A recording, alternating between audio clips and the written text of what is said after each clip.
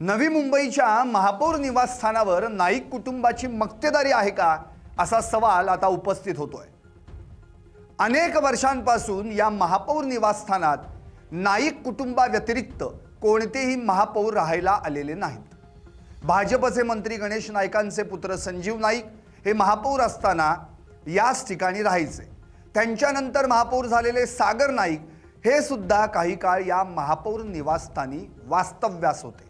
मात्र या व्यतिरिक्त आजवर दुसरे कोणतेही महापौर इथं राहायला गेलेले नाहीत। अगदी यावेळी देखील नवी मुंबई महापालिका निवडणुकीत जिंकून महापौर झालेल्या भाजपच्या सुजाता पाटील सुद्धा महापौर निवासस्थानात राहायला जात नाहीत। अनेक वर्षांपासून या नवी मुंबई महापौर निवासस्थानी केवळ याची देखभाल करणारा नोकर वर्गच राहतो। संजीव नाईक हे 1995 मध्ये नवी मुंबईचे महापौर झाले।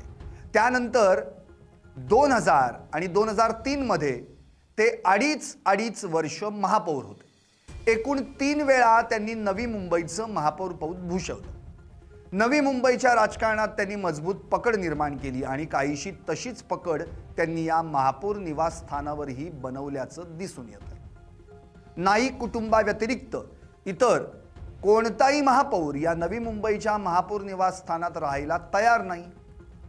नवी मुंबईच्या महापौर सुजाता पाटील यांनी या महापौर निवासस्थानी राहण्यास नकार दिलाय। याचं स्पष्ट कारण चर्चेत आहे, ते म्हणजे संजीव नाईकांइतकी उंची आणि प्रतिष्ठा कुणाचीच नाही। त्यामुळे नवी मुंबईच्या महापौर निवासस्थानी राहण्यास जाण्याची हिम्मत कुणीच करत नाही। मात्र उघडपणे हे मानण्यास मात्र इतर कोणतेही महापौर तयार होत नाही। त्यामुळे हा प्रश्न नक्कीच उद्भवतो की नवी मुंबई महापौर निवासस्थानावर नाईक कुटुंबियाची खरंच मक्तेदारी आहे का?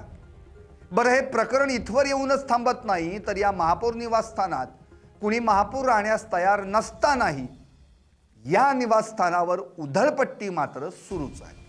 इथं नवीन वातानुकूलित यंत्रणा लावण्याच्या कामाला स्थायी समिती सभेत मंजुरी देण्यात आली। यासाठी नवी मुंबई महापालिकेच्या स्थायी समिती सभापतींनी 48,48,000 रुपयांच्या खर्चाला मंजुरी दिली आहे।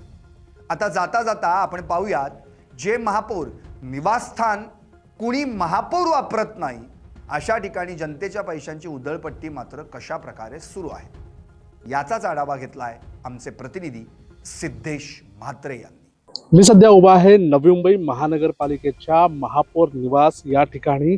माझ्या मागे आपण पाहू शकता की हाच जो महापौर बंगला आहे। या ठिकाणी बेलापूर येथील पारसिक हिल या ठिकाणच्या निसर्गरम्य अशा या महापौर बंगल्यांवरून पुन्हा एकदा वाद होताना पाहायला मिळत आहे। कारण महापौर बंगल्याची जी वातानुकूलित यंत्रणा आहे ती संपूर्ण बदली करण्याचा निर्णय जो आहे तो यंदाच्या स्थायी समितीने घेतलेला आहे।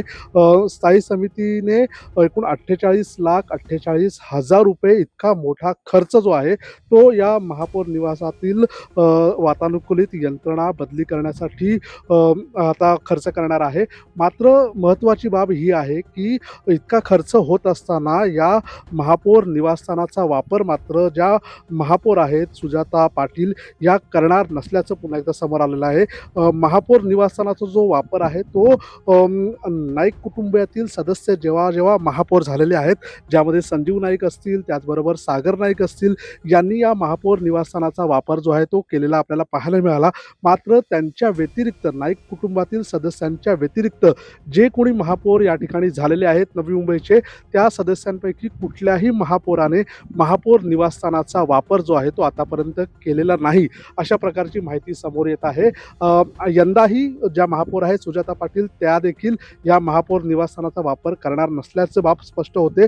मात्र असं असताना 48,48,000 इतका मोठा जो खर्च आहे तो वातानुकूलित यंत्रणा बसवण्यासाठी का करण्यात येतोय?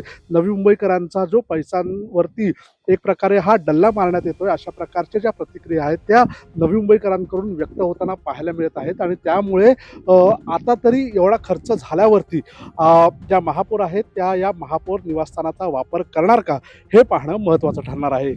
सिद्धेश म्हात्रे, LS मराठी, नवी मुंबई।